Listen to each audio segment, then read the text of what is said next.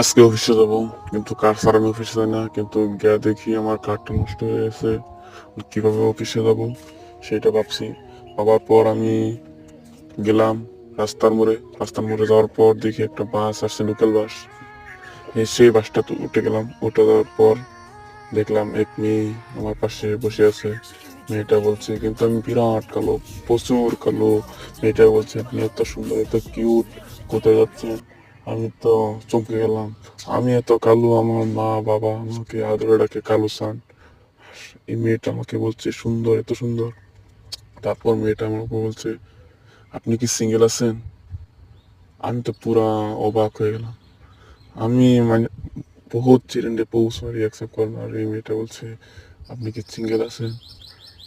সবাই তো বলে আমি সিঙ্গেল, তাহলে আমি সিঙ্গেল বলে কি দুষ্ট আছে? আমি বলছি, হ্যাঁ আমি সিঙ্গেল আছি। তারপর নম্বর দিল। রাত্রে গিয়ে কথা বললাম।